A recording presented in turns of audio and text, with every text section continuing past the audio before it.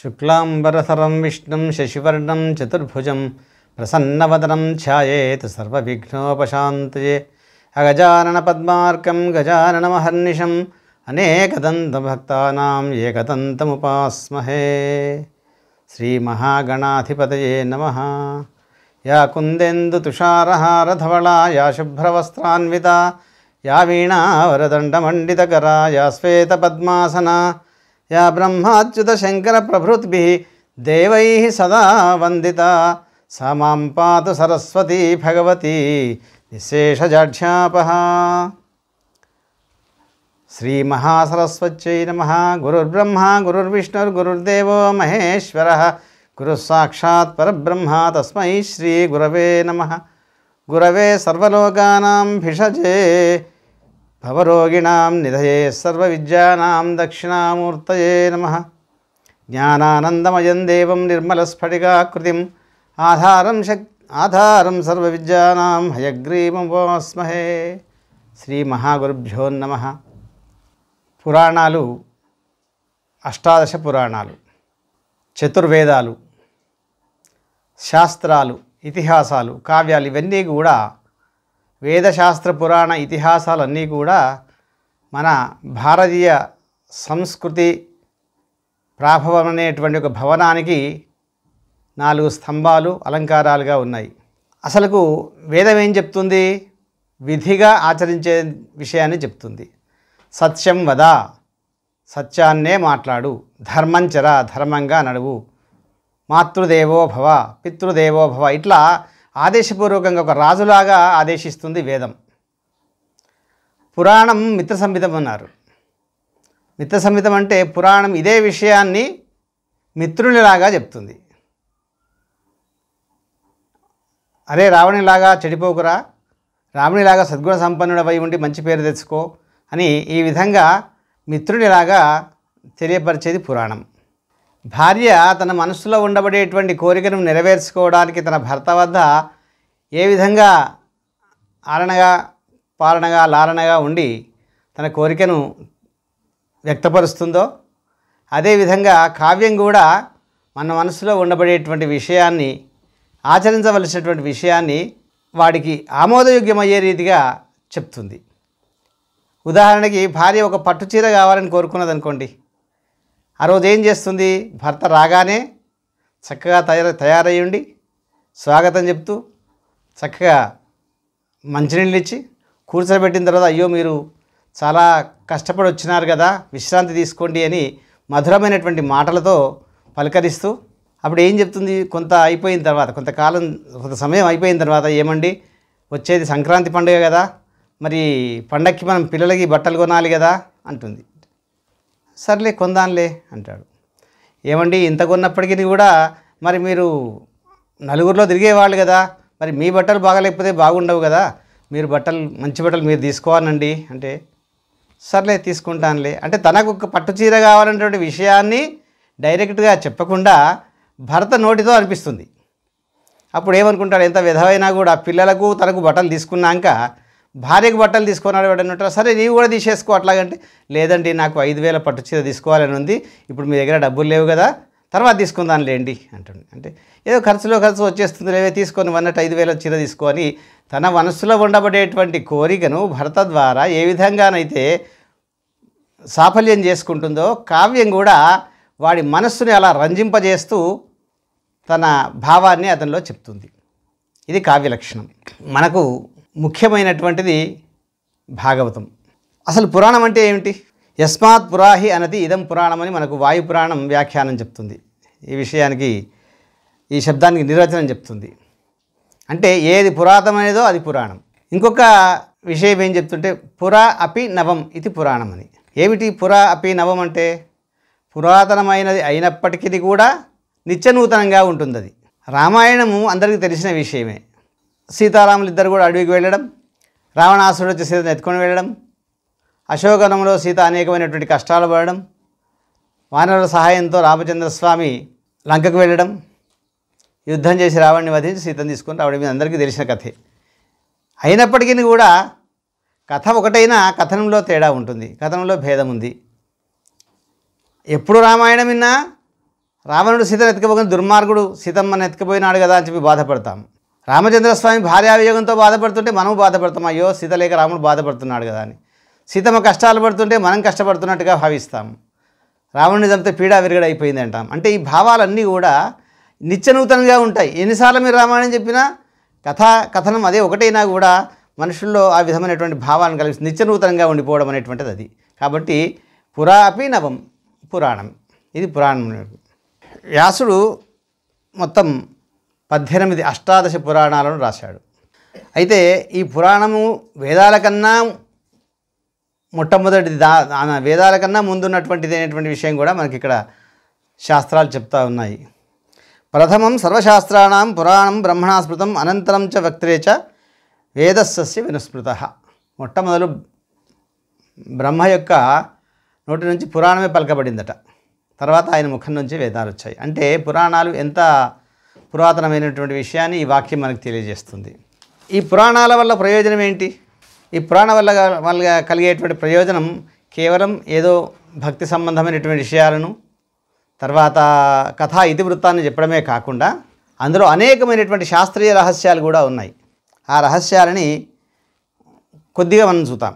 పురాణం చెప్పేటువంటి విషయాలలో హిరణ్యకశ్యపుడు, తర్వాత ప్రహ్లాదుడు, వీళ్ళ గురించి విషయం చెప్తుంది. దుర్మార్గుడు హిరణ్యకశ్యపుడు రాక్షసుడని, సాత్విక స్వభావుడైనటువంటి ప్రహ్లాదుడని, వారి ఇద్దరి మధ్య జరిగేటువంటి విషయాలను చెప్పడమే కాకుండా ఎన్నో విజ్ఞానదాయకమైనటువంటి విషయాలను కూడా పురాణాలు మనకు చెప్తున్నాయి. పురాణము మానవులకు కర్తవ్య అకర్తవ్యాలను కూడా బోధిస్తుంది. తర్వాత ఉపాఖ్యానాల ద్వారా చేయవలసినటువంటి విషయాలను చాలా సవివరంగా తెలియజేస్తూ వాణి మనసుకు హత్తుకునేలా చెప్తాయి. దానితో పాటుగా ఎన్నో విజ్ఞానదాయకమైనటువంటి విషయాలను కూడా సమాజానికి అందిస్తాయి ఈ ఇతిహాసాలు, పురాణాలు. ఉదాహరణకి రామాయణం తీసుకుందాం. రామాయణం తీసుకుంటే రామాయణంలో దశరథ మహారాజు ఒక మాట అంటాడు. అంటే అందులో ఉండబడేటువంటి రహస్యాలు ఏమిటివి అనేటువంటి చెప్తున్నాను. వృద్ధాప్యం వచ్చింది నాయన. ఓ రోజు ప్రజలందరినీ కూడా, తర్వాత సామంతులను అందరినీ కూడా పిలిచి సమావేశం చేసి, నాయన నాకు వృద్ధాప్యం వచ్చింది, నేను విశ్రాంతి తీసుకోవాలనుకున్నాను. సోహం విశ్రమిచ్చామి పుత్రం కృత్వా ప్రజాహితే సన్నికృష్టానిమాన్ సర్వ, ఈ విధంగా చెప్తూ నాకు వృద్ధాప్యం వచ్చింది, నేను విశ్రాంతి తీసుకొని నా కుమారుడైనటువంటి రామచంద్రుణ్ణి నేను పట్టం కట్టాలనుకుంటున్నాను యువరాజుగా అని చెప్పి నిర్ణయం చెప్తాడు. అని మీ యొక్క అభిప్రాయాన్ని ఏమిటి అని అడుగుతాడు. అంటే అక్కడ చూడండి, ఇది రాజులు నేర్చుకోవాల్సినటువంటి, రాజులకు ఉపయోగపడేటువంటి విషయం. ఆయన చక్రవర్తి, ఆయన వీళ్ళందరినీ అడగవలసిన అవసరం లేకున్నా కూడా ప్రజాభిప్రాయానికి అంత గొప్పనైనటువంటి ప్రాధాన్యత ఇచ్చిండు. ఇది ఇందులో మనకు ఉండేటువంటి రహస్యం ఏంటంటే, ఎంత గొప్పవారైనా, ఎంత బలం ఉన్నప్పటికీ కూడా ప్రజామోదానికి అత్యంత ప్రాధాన్యతనివ్వాలనేటువంటిది విషయం ఇక్కడ. అప్పుడు వాళ్ళందరూ కూడా ఐచ్ఛామోహి మహాబాహుం రఘువీరం మహాబలం గజేన మహతాయానం రామం ఛత్రవృతానుతం. అంటే మేము రామచంద్రుణ్ణి రాజుగా చూడాలని ఏకగ్రీవంగా కోరుకుంటున్నాం అని అందరు కూడా అంటారు. అంటే అప్పుడు రామచంద్రునికి పట్టాభిషేకానికి ఏర్పాటు చేస్తాడు దశరథ మహారాజు. అంటే చూడండి, ఆ కాలంలో కూడా, రాజరికంలో కూడా ప్రజల యొక్క అభిప్రాయానికి ఎంత ప్రాధాన్యత ఉంది. ఇప్పటి రాజులు కూడా దాన్ని నేర్చుకొని ప్రజల యొక్క అభిప్రాయానికి అత్యంతమైనటువంటి ప్రాధాన్యత ఇవ్వాలి. ఇది రామాయణంలో మనకు ఈ సందర్భంలో వచ్చినటువంటి విషయం. రామాయణంలో ఎన్నో శాస్త్రీయ రహస్యాలు ఉన్నాయి. శాస్త్ర విజ్ఞానం చాలా ఉంది. మనకు తెలుసు, రావణాసురుడు పుష్పక విమానంలో సంచరించాడనేటువంటి విషయాన్ని మనకు ఎన్నోసార్లు అందులో చదువుకున్నాం. రామాయణంలో ఎన్నో సందర్భాలలో వచ్చింది. అంటే ఈ విమానం అనేటువంటిది రామాయణ కాలంలోనే తయారయ్యింది. కానీ మనం ఏమనుకుంటున్నాం, రైట్ సోదరులు, మనకు పుస్తకాలు ఏం చెప్తున్నాయి, రైట్ సోదరులు విమానాన్ని కనుక్కున్నారు. ఎక్కడి రైట్ సోదరులు, ఎక్కడి రామాయణం? కొన్ని వేల సంవత్సరాల క్రితమే ఈ విమాన సంబంధమైనటువంటి పరిజ్ఞానం మన శాస్త్రం మనకు ఆల్రెడీ మన పూర్వీకులు తెలుసుకున్నారు. మనము సముద్రాన్ని లంఘించేటప్పుడు, సముద్రాన్ని దాటేటప్పుడు నీలుడు అనేటువంటి వాడు ఈజ్ గ్రేట్ మెరైన్ ఇంజనీర్. అంటే ఆయన ఈ సముద్ర సంబంధమైనటువంటి ఇంజనీరింగ్ నైపుణ్యం ఉన్నటువంటి వాడు. చూడండి, ఇప్పటికి కూడా మనకి ఎక్కడ కూడా అంత గొప్ప నైపుణ్యం ఉన్నటువంటి సందర్భాలు ఏవి దొరకవు. నీళ్ళల్లో ఎలాంటి ఆధారం లేకుండా, అంటే ఎటువంటి పిల్లర్స్ కానీ అటువంటి ఏమీ లేకుండా ఒక గొప్ప వారధిని నిర్మాణం చేశాడు నీలుడు. అంటే ఏ విధంగా చేశాడు మరిది అంటే అడ్హెసివ్, అంటే ఒకదానికొకటి అతుక్కునేటువంటి ఒక విధానాన్ని ఏర్పాటు చేసి, అవి హాలో బ్రిక్స్, మళ్ళీ అవి నీళ్ళల్లో తేడేటువంటి బ్రిక్స్ని ఇప్పుడు మనం మెట్రో రైలు విషయంలో చూస్తున్నాం కదా, ఒక పిల్లర్కి మధ్యన చాలా తేడా ఉంటుంది. కానీ ఈ పొడవుతో ఒకటే స్తంభం ఉండదు, మళ్ళీ అన్ని ముక్కలన్నీ కూడా ఒక దగ్గరికి ఎట్లా చేస్తాయి. అడ్హెసివ్ మెథడ్ అన్నట్టు. అది అడ్హెసివ్ మెథడ్ అంటే అది ఒకదానికొకటి అతుక్కొని గట్టిగా అతుక్కుంటాయి మళ్ళీ విడిపోకుండా. అటువంటి వాటి ద్వారా నీళ్లపైన వారధి నిర్మాణం చేసి లంకకు వెళ్ళాడు. ఇందులో ఎంత గొప్ప శాస్త్రీయత విజ్ఞానం ఉందో, సాంకేతిక విజ్ఞానం ఉందో మనం అర్థం చేసుకోవచ్చు. ఇప్పటికీ ఈనాటికి కూడా అటువంటి శాస్త్రీయ విజ్ఞానాన్ని మనం తెలుసుకోలేకపోతున్నాం. అంటే ఆ రామాయణ కాలంలో అంత గొప్ప విజ్ఞానం పరిఢవిల్లింది. తర్వాత రావణాసురుని భార్య మండోదరి, ఆమె మహాపతివ్రతా శిరోమణి. ఆమె ఏం చేస్తుందంటే భర్తకు మరణం కలగకుండా ఉండాలి అని, అప్పటికే రావణాసురుడు తపస్సులు చేసి చాలా వరాలు పొంది దాదాపుగా మరణం లేనటువంటి వరాలన్నీ పొందినాడు. కానీ భార్యకు భర్త పట్ల ఉండబడేటువంటి అనురాగం, కోరిక మేరకు ఆమె ఏం చేస్తుంటే నా భర్త మరణించకుండా ఉండాలి అని చెప్పి ఒక గొప్పనైన అమృత భాండాన్ని అమ్మవారి ప్రార్థన చేసి అమృత భాండాన్ని పొందుతుంది. ఆ అమృత భాండాన్ని రావణాసు యొక్క కడుపులో ప్రతిష్ఠ చేస్తుంది. చూడండి ఎంత గొప్ప పరిజ్ఞానము. ఏంటిది అందులో ప్రత్యేకత అంటే ఆ అమృత భాండం అక్కడ ఉన్నంత వరకు వాడికి మరణం ఉండదు. నువ్వు ఎన్ని అస్త్రాలు శస్త్రాలు ప్రయోగించినా వాటి మీద పనిచేయవు. ఏమిటి మరి ఈ అమృత భాండం? ఈరోజు మనం అనుకుంటున్నామే చిప్ సిస్టమ్, అది యాంటీ బ్లాస్టిక్ చిప్ ఆ రావణాసురుని లోపల పెట్టేసేసరికి ఏమైపోయింది అది? రాముడు రావణ యుద్ధంలో రాముడు ఎన్ని అస్త్రాలు వేసినా కూడా అవన్నీ కూడా అక్కడికి వచ్చి నిష్ఫలమవుతున్నాయి. చివరికి దాని యొక్క రహస్యం తెలుసుకొని ఆ చిప్ని డిఫ్యూజ్ చేసేస్తాడు రామచంద్రస్వామి. ఆయనకి ఆ టెక్నాలజీ తెలుసు. అప్పుడు బాణం వేస్తే రావణుడు మరణిస్తాడు. అంటే చూసిన ఈ చిప్ సిస్టమ్ అని ఇప్పుడు మనం అనుకుంటున్నామే, ఇప్పుడు వాడుకుంటున్నాం కదా ఈ చిప్స్ అన్నీ, ఇవన్నీ రామాయణ కాలంలోనే ఉన్నాయి. అది రామాయణ భారతాలలో ఉండబడేటువంటి మన ఇతిహాసాలలో ఉండబడే గొప్ప విజ్ఞానం. ఇప్పుడు మనం అనుభవించేటువంటి విజ్ఞానం ఏదైతే గొప్ప అని మనం చెప్పుకుంటున్నామో అది మన పూర్వీకులు ఏనాడో కనుక్కొని అనుభవించి ఆ లాభాన్ని పొందినారు, ఆ ప్రయోజనాన్ని పొందినారు. అంటే ఈ విధంగా చూస్తే ఎన్నో విజ్ఞానకరమైనటువంటి విషయాలు మనకు ఈ రామాయణంలో కనిపిస్తాయి. ఇవి మనం ఇప్పుడు చెప్పుకున్నటువంటి విషయాలు 2-3 ఏవైతే ఉన్నాయో ఇవి నామమాత్రంగా జస్ట్ ఉదాహరణ కొరకు మాత్రం చెప్పుకున్నవే. అట్లాంటివి కోకొల్లలుగా ఉన్నాయి రామాయణంలో. తర్వాత భారతం విషయానికి వస్తే ధృతరాష్ట్రుని భార్య గాంధారి ఒక కారణంగా ఆమె తన గర్భాన్ని కొట్టుకోవడంతో గర్భ విచ్ఛిత్తి జరుగుతుంది. 100 ముక్కలు అయిపోయింది ఆమె పిండమంతా కూడా. ఆ 100 ముక్కలను ఒక్కొక్క ముక్కను ఒక్కొక్క కుండలో వేసి దానికి అనువైనటువంటి వాతావరణాన్ని ఏర్పాటు చేసి వ్యాస మహర్షి వాటిని 100 శిశువులుగా తయారు చేసినాడు. ఏమిటి ఈ శాస్త్రం?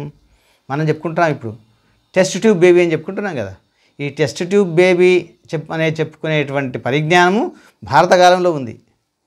ఆ టెస్ట్ ట్యూబ్ బేబీ విజ్ఞానంతో వేదవ్యాస మహర్షి ఆ 100 మందికి జీవం పోసి 100 మంది శిశువులను ప్రాణం పోసి వాళ్ళని యోగ్యులుగా తయారు చేశారు.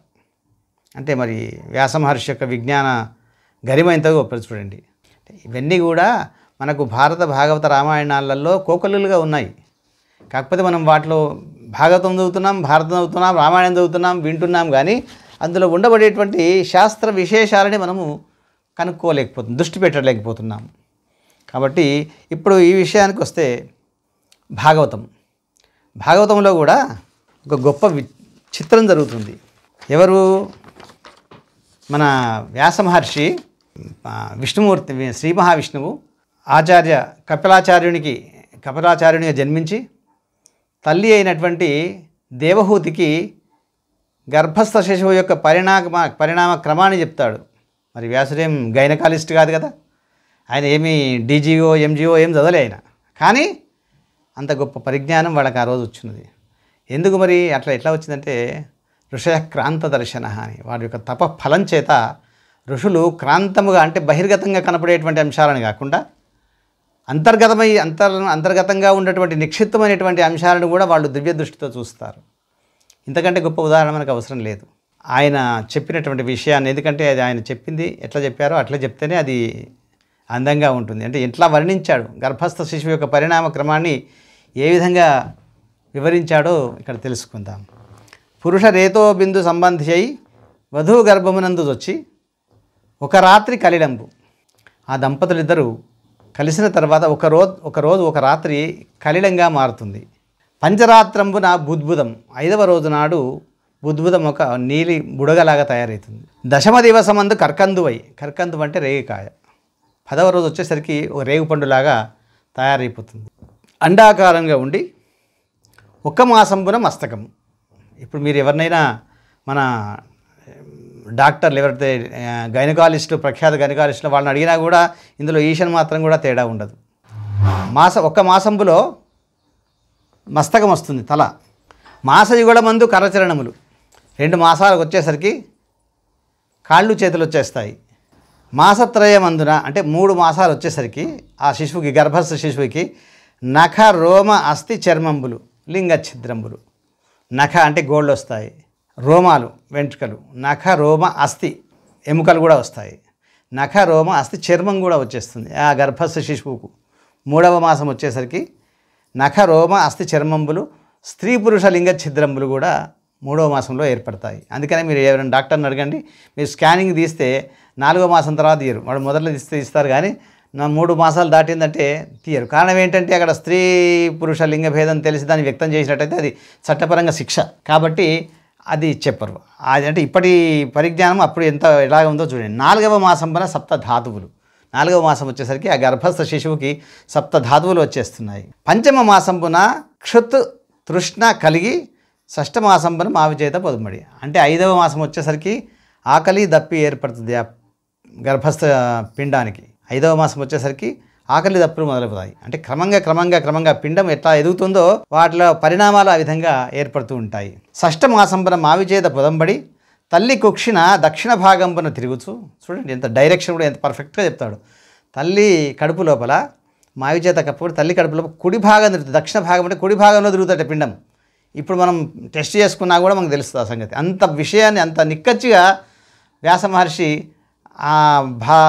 ఈ విషయం భాగవతంలో చెప్పారు. చూడండి ఎంత గొప్ప పరిజ్ఞానం వారిది.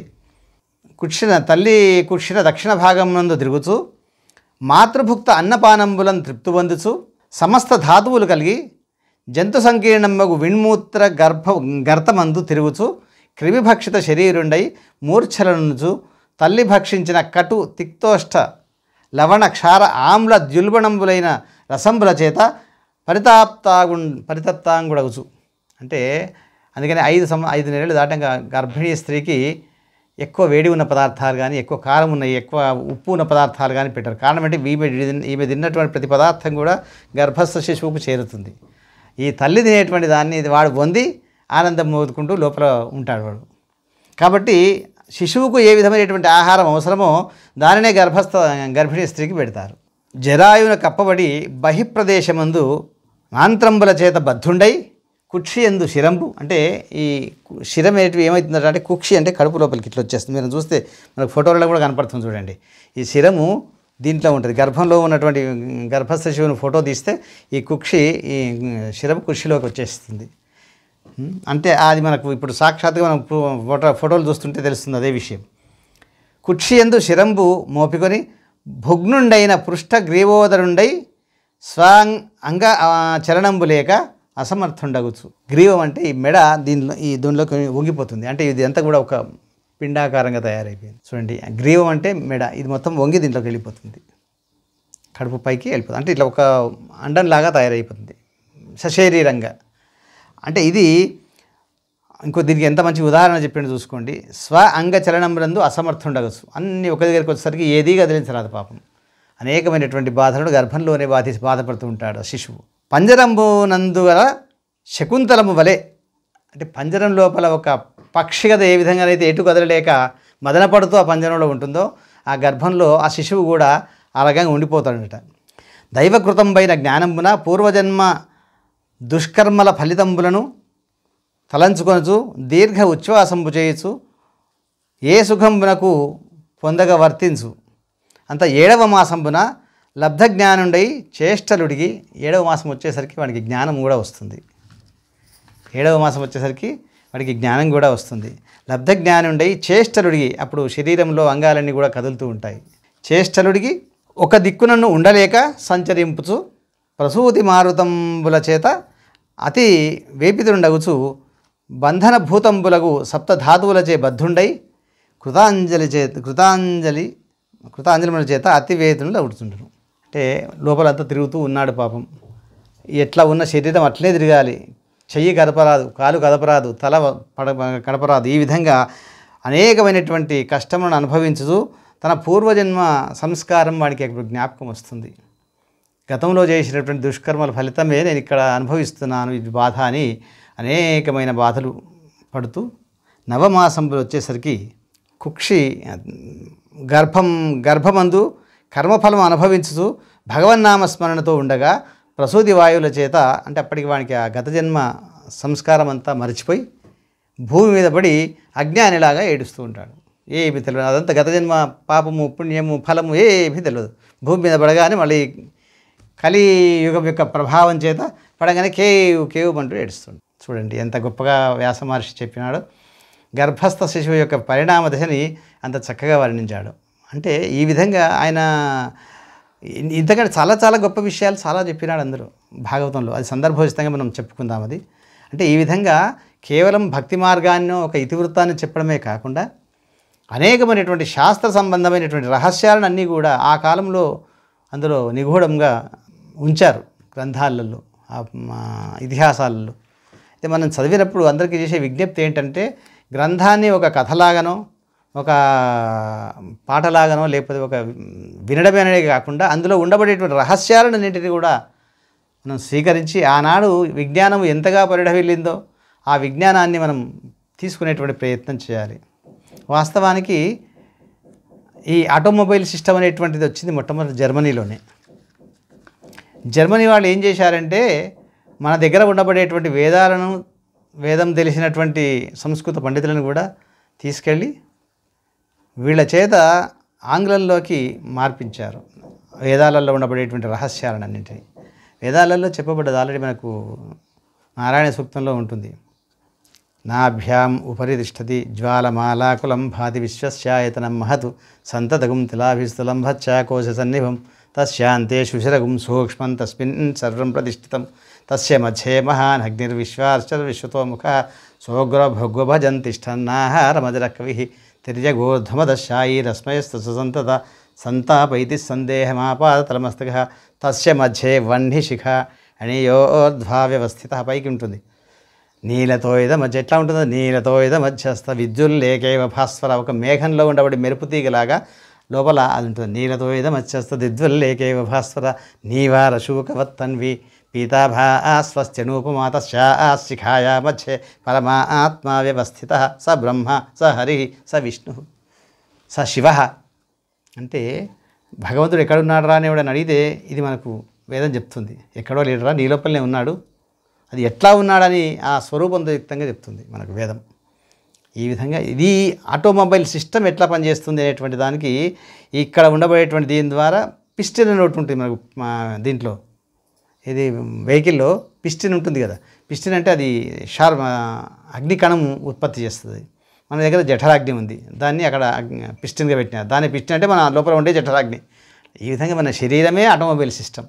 దీని ద్వారానే వాళ్ళ ఆటోమొబైల్ కార్లు ఇవన్నీ కూడా కనుక్కొని ఈరోజు విజ్ఞానవంతమైన దేశాలలో జర్మనీ మొట్టమొదటిసారి, ఇప్పుడు తర్వాత జపాన్, సౌత్ కొరియా ఇవన్నీ వచ్చినాయి, కానీ మొదట జర్మనీ వాళ్ళు ఈ ఆటోమొబైల్ సిస్టంలో ప్రపంచంలో ప్రఖ్యాతిగాంచినారు. కారణం ఏంటి అంటే మన దగ్గర ఉండబడే విజ్ఞాన విషయాలన్నింటినీ వాళ్ళు సంగ్రహించి ఆ విధంగా యంత్రాలను తయారు చేశారు, యాంత్రికంగా అభివృద్ధి చెందినారు. అంటే ఈ విధంగా మన శాస్త్రాలు, వేదాలు, భారత రామాయణాది గ్రంథాలన్నీ కూడా ఇవన్నీ ఒక నిధి, విజ్ఞాన నిధులు ఇవి. ఆ విజ్ఞాన నిధులలో ఉండబడేటువంటి విజ్ఞానాన్ని అంతా వెలికి తీసి ఆ రహస్యాలన్నింటినీ కూడా మనం చేసుకున్నట్టయితే ఇంకా మనం చాలా అభివృద్ధి పొందేటువంటి వాళ్ళం. ప్రపంచంలోనే అత్యుత్తమైనటువంటి సాంకేతిక పరిజ్ఞానాన్ని ఈపాటికి పొంది ఉండేవాళ్ళం. కానీ మన దురదృష్టం గతంలో మన ప్రభుత్వాలు ఏవి కూడా వరుసగా ఆ దిశగా ప్రయత్నాలు చేయకపోవడంతో ఇవాళ మనం అయినప్పటికీ కూడా ఒక స్థాయిలో ఉన్నాం. ఇది శాస్త్రాలలో ఉండబడేటువంటి రహస్యం. అయితే మనకు మొత్తం 18 పురాణాలు మనకు తెలుస్తుంది. ఈ 18 పురాణాలని 18 మనం పేరు చెప్పాలంటే ఇబ్బంది అయింది అనేటువంటి భావంతో ఒక సులభోపాయంగా ఒక మాట చెప్పినారు. భద్వయం మధ్వయం చైవ భ్రత్రయం వా చతుష్టయం. చూడండి ఎంత చక్కగా, అది కూడా శ్లోకం, మన ఛందోబద్ధమైన శ్లోకంలో దీన్ని వివరించారు. అనాపలింగ కూస్కాని పురాణాన్ని ప్రత్యక్షతే. ఇది చూసి ఉట్టిగా వింటే మనకేమనిపిస్తుంది, ఏందో ఇవి అనిపిస్తుంది. దీంట్లో విషయం ఏమిటంటే భద్వయం అంటే భా అనే అక్షరంతో 2 పురాణాలు ఏమిటి? భాగవత పురాణం, భవిష్య పురాణం. ఇవి భద్వయం అయిపోయింది. మధ్వయం చైవ మా అనే అక్షరంతో 2 ఏమిటి? మత్స్య పురాణం, మార్కండేయ పురాణం. తర్వాత భ్రత్రయం బ్రా అనే దాంతో 3 ఏమిటివి? బ్రహ్మపురాణం, బ్రహ్మ వైవర్త పురాణం, బ్రహ్మాండ పురాణం. వా చతుష్టయం వా అనే అక్షరంతో 4, చతుష్టయం అంటే 4. వాతోటి 4 ఏమిటివి? విష్ణు పురాణం, వరాహ పురాణం, వామన పురాణం, వాయు పురాణం. చతుష్టయం. అనాపలింగ కూస్కాని. ఎంత చక్కగా ఛందోబద్ధంగా రాసిన, అందంగా రాశారు శ్లోకం. అనాప అంటే ఆ అంటే అనాపలింగ అగ్నిపురాణం, ఆ అంటే అగ్నిపురాణం, నా అంటే నారద పురాణం, పా అంటే పద్మపురాణం, లిమ్ అంటే లింగ పురాణం, గా అంటే గరుడ పురాణం, కూస్కాని అంటే కు అంటే కూర్మ పురాణం, స్కా అంటే స్కాంద పురాణం. 18 అయిపోయింది. ఒక శ్లోకంలో 18 పురాణాల యొక్క పేర్లను చాలా లలితంగా ఇందులో అమర్చారు. అట్లా ఈ విధంగా 18 పురాణాలు, మహాపురాణాలు వ్యాస మహర్షి రాశారు. ఇన్ని పురాణాలు రాసిన శ్రీమద్ భాగవతానికి ఉండబడేటువంటి ప్రత్యేకత వేరు. ఎందుకంటే జ్ఞేయం గీత, నామశాస్త్రం, రామాయణం ఇవి చెప్పినా కూడా అంటే గీత అంటే భగవద్గీతనే. సహజంగా దేనికైనా గీతను వాడుకోవచ్చు, కానీ గీత సహస్రనామం అంటే గీత అంటే భగవద్గీత, సహస్రం అంటే విష్ణు సహస్రనామాలు, రామాయణం అంటే వాల్మీకి రామాయణాన్ని లెక్క. ఎన్నో రామాయణాలు వచ్చిన తర్వాత రామాయణం, కంద రామాయణం అని, తర్వాత ముల్ల రామాయణం అని, ఎన్ని రామాయణాలు వచ్చినా రామాయణం అంటే వాల్మీకి రామాయణం. ఈ విధంగా ఇవి అన్యాయమైనటువంటి విషయాలకు ఉన్నప్పటికీ కూడా ప్రత్యేకంగా ఈ విషయం చెప్పగానే వీటికే మనకు అన్వయం అవుతుంది. తర్వాత మనకు ముఖ్యమైనటువంటి రామాయణ, మహాభారత, భాగవతాలు. ఒక్కొక్క గ్రంథం ఒక్కొక్క భావాన్ని కలిగిస్తుంది. రామాయణము మనస్వరూపం. ఎందుకు? అక్కడ ఏదైనా జరిగింది, సీతమ్మని అడిగి తీసుకుపోయినానే మన మనసు బాధపడుతుంది, అయ్యో ఇట్లా జరిగిందా అని. రాముడు సీత కొరకు ఏడుస్తుంటే అయ్యో రాముడు ఏడుస్తుంది.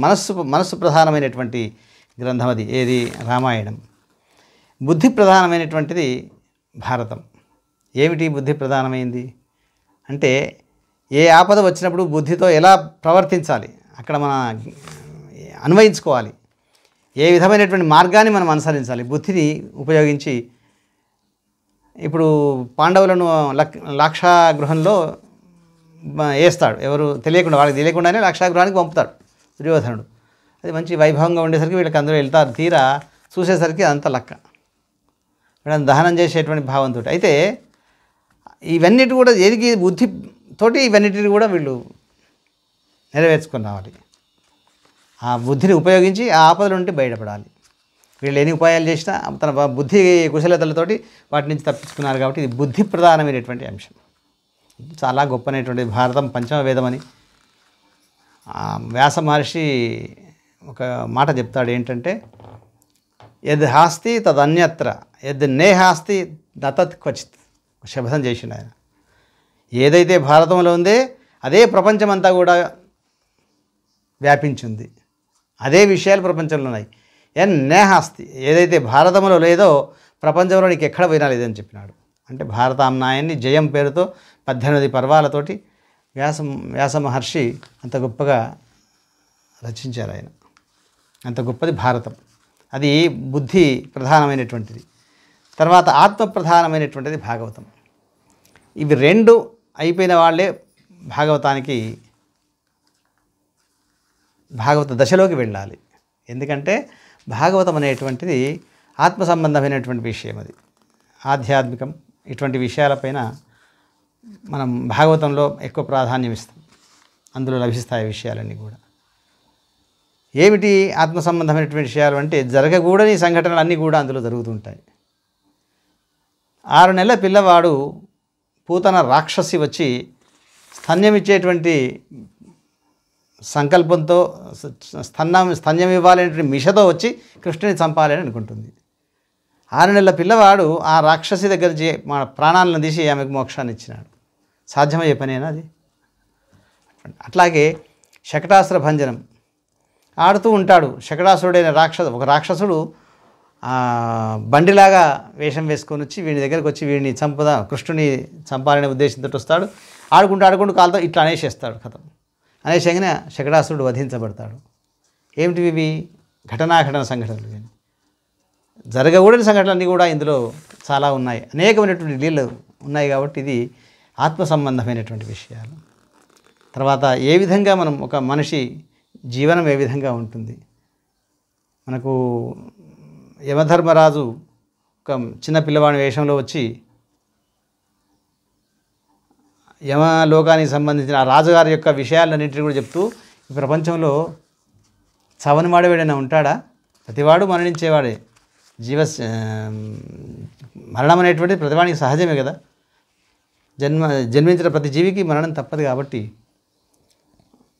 దాని కొరకు ఎందుకు ఏడుస్తున్నారు మీరు అని చెప్పి ఎంతో వేదాంతాన్ని కూడా చెప్తాడు. ఇటువంటి చాలా అనేక విషయాలు కూడా ఐహికమైనటువంటి విషయాలు, ఆధ్యాత్మికమైనటువంటి విషయాలు చాలా ఇందులో ఉన్నాయి.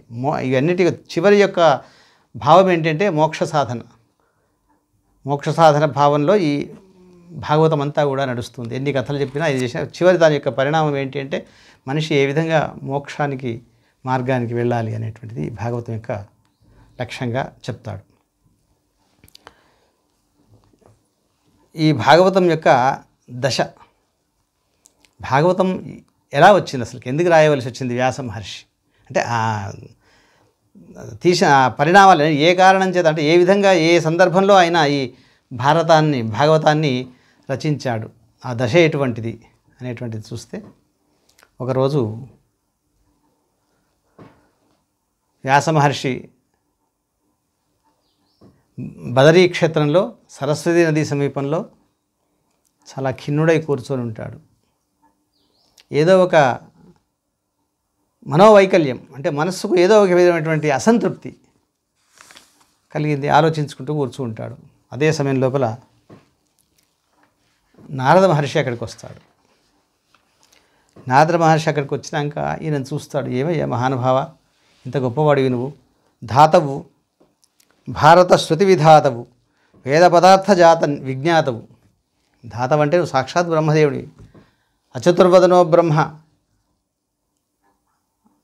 ద్విబాహురపరో హరిహి అంటే నీకు 4 ముఖాలు లేవు, కానీ నువ్వు బ్రహ్మతో సమానమైనటువంటి వాడివి. బ్రహ్మకి అంత గొప్పవాడివి నువ్వు. చతుర్బాహులు లేవన్నట్టు కానీ ద్విబాహురపో హరిహి సాక్షాత్తు శ్రీహరివి నువ్వు. అపాలలోచన శంభు నీకు పాలనేత్రం లేదన్నట్టు కానీ శంకరునటువంటి సామర్థ్యం ఉన్నటువంటి వాడివి. సాక్షాత్తు పరమశివునంతటి వాడివి. నీవేంటి ఈ విధంగా బాధపడుతున్నావు? విజేతవు, బ్రహ్మతత్వ నిర్ణేతవు, యోగినేతవు, వినేతవు, నీవు చెల్లరే కాదరు కైవడిన కారణమేమి పరాశరాత్మజ. ఓ పరాశరుని యొక్క కుమారుడైనటువంటి వ్యాస మహర్షి, ఎందుకు అలా బాధపడుతున్నావు, నీకేమిటి అని చెప్తాడు. చెప్పగానే ఆయన ఒక మాట చెప్తాడు. వ్యాస మహర్షి యొక్క కుమారుడు ఒకసారి అడవిలో ప్రయాణం చేస్తూ పోతుంటాడు. శుక మహర్షి, వ్యాసుడు వ్యామోహం ఎట్లా వెళ్తుంటాడు? ఆయన దిగంబరంగా వెళుతున్నాడు. మంచి 16 సంవత్సరాల యుక్త వయస్సు, చక్కని మేలిమి నిమ్మపండు వర్ణమైనటువంటి శరీరం, విశాలమైనటువంటి నేత్రాలు, చక్కని సౌందర్యవంతుడైనటువంటి ఆ మహర్షి దిగంబరంగా అడవిలో వెళుతూ ఉన్నాడు. అక్కడ దేవకాంతలు స్నానం చేస్తున్నారు ఒక కొలంలో.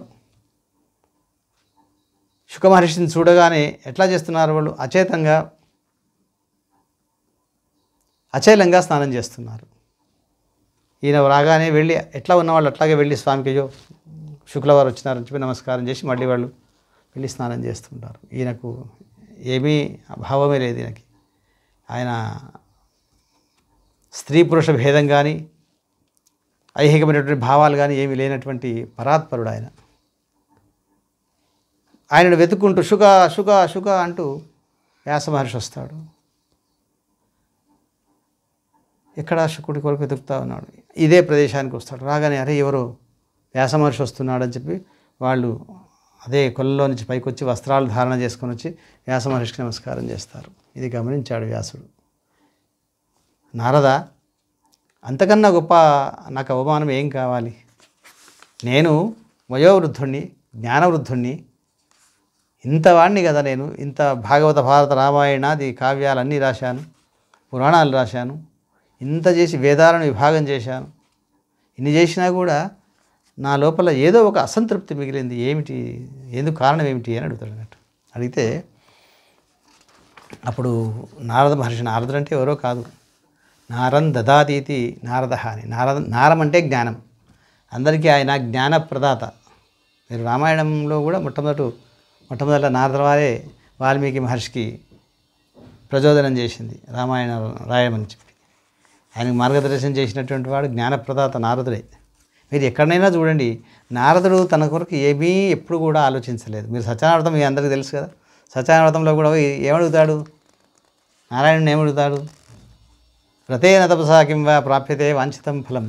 ఏ వ్రతం చేతనైతే, తపస్సు చేతనైతే మనసులో ఉండబడే కోరికలన్నీ తీరుతాయో ఆ వ్రతం ఏదో చెప్పండి, నేను ప్రజలకు చెప్పాలి. ఎందుకు? మనుష్యులోకే జనాన్ సర్వే నానాక్లేశ సమన్వితాన్ నానాయోని సమర్పన్నః పశ్యంతే పాపకర్మవే. వాళ్ళన్నీ అజ్ఞానం చేత ఏం తెలియకుండా అనేకమైనటువంటి పాపాలు చేస్తూ, అజ్ఞానం వాళ్ళకి ఏమి తెలియకుండానే అనేకమైన బాధలు అనుభవిస్తున్నారు. వాళ్ళకి ఏదైనా తరుణోపాయం కావాలి కాబట్టి స్వామి ఏదైనా ఒక ఉపాయం చెప్పు అని అడుగుతాడు. అట్లా అంటే నారదుడు ఎప్పుడైనా కూడా సమాజం కోసము సంపూర్ణంగా పరితపించేటువంటి మన మోడీలాగా. మరి మోడీ ఎట్లా అయితే భార్య పిల్లలు సంసారం సంబంధాలు ఏమీ లేకుండా కేవలం భారతదేశం యొక్క ఔన్నత్యం కోసం, భారతదేశ ఉన్నతి కోసం, భారతీయుల కోసం నిరంతరం 20 గంటలు ప్రతిరోజుకు ఏ విధమైనటువంటి అపేక్ష లేకుండా చేస్తున్నాడో ఆ రకంగా నారదుల వారు కూడా అంత గొప్పనైనటువంటి వాడు. ఆ నారదుల వారు ఈయనకు చెప్తున్నాడు. ఏమంటున్నాడు? అంచితమైన ధర్మజయమంతయు చెప్పితి, అందులోన ఇంచుకగాని విష్ణు కథలు ఏర్పడజెప్పవు. నువ్వు చెప్పావయ్యా, బాగానే చేసినావు, వేదాలు విభాగం చేశావు, రామాయణ భారతాలు రాశావు, ఎందులో కేవలం భగవంతుని యొక్క భగవత్ సంబంధమైనటువంటి కథలు ఏమైనా చెప్పావా? సందర్భోచితంగా ఎన్నో చెప్పావు నువ్వు, అది వేరు. సందర్భోచితంగా చెప్పినావు కానీ కేవల భగవత్ సంబంధమైనటువంటి విషయాలను ఏమైనా చెప్పినావా? ధర్మములు ప్రవచించిన మెచ్చునే గుణ విశేషములు నిగగాక నీకుని కొంచెము వచ్చుటెల్ల హరి కోరి నుతింపుము ఆర్యపూజిత. ఓ ఆర్యపూజిత, ఓ మహానుభావ, కేవల భగవన్నామ స్తుతి ప్రాధాన్యంగా నువ్వు ఒక కావ్యాన్ని రచించు. భగవన్నామ స్తుతిని గురించి మాత్రమే, భగవంతుని గురించి మాత్రమే ఉండేటువంటి ఒక కావ్యాన్ని రాయి వ్యాస మహర్షి. నీ మనస్సుకు కుదుటపడుతుంది, నీకు సంతృప్తి కలుగుతుంది అని చెప్పి చెప్తాడు. అని ఇంకో మాట ఏమంటాడంటే, హరినామస్తుతి సేయు కావ్యము స్వర్ణాంభోజ హంసావళి. భగవన్నామస్మరణ ఉండబడేటువంటి కావ్యం ఏదైతే ఉందో అది హంసావళి, అంటే ఒక రాజహంసలాగా, కొలల్లో ఉండబడేటువంటి రాజహంసలాగా అది ఉత్తేజంగా ఉంటుంది. సురుచిత్ భ్రాజితమైన మానస సరస్ఫూర్తిం వెలుగొందు. హరినామస్మరణ ఉన్నట్టయితే అది చాలా గొప్పగా అందరి యొక్క మన్ననను పొందుతుంది, అందరికీ ఉపయోగపడుతుంది, అంత గొప్పగా విరాజిల్లుతుంది.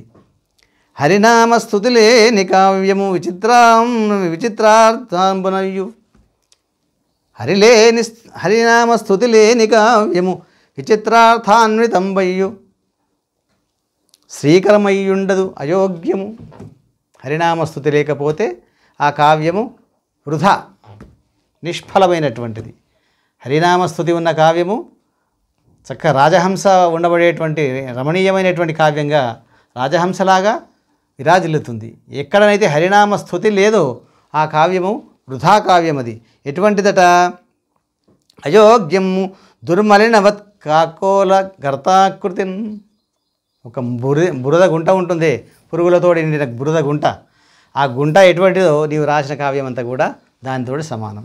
కాబట్టి భగవన్నామస్మరణతోటి ఒక కావ్యాన్ని రచించమని చెప్పి ప్రేరణ చేస్తాడు నారద మహర్షి వ్యాస మహర్షికి. దాని ఫలమే ఈ భాగవత మహాకావ్యం మనకు అవతరించింది. భాగవతం శ్రీకృష్ణుని యొక్క లీలామృతం. అది భగవంతుని యొక్క లీలామృతం ఈ భాగవతం. ఈ భాగవతంలో వివిధమైనటువంటి అంశాలను మనము తర్వాత విషయం చెప్పుకుందాం. ఈ భాగవత సంబంధమైనటువంటి విషయాలను, శాస్త్ర సంబంధమైన విషయాలను ఈ సభికులందరికీ, శ్రోతలందరికీ కూడా చెప్పేటువంటి మహద్ అవకాశాన్ని కల్పించినటువంటి సుప్రభాత ఛానల్ వారికి హృదయపూర్వక నమస్కారాలు తెలియజేస్తూ ప్రస్తుతానికి విరమణం.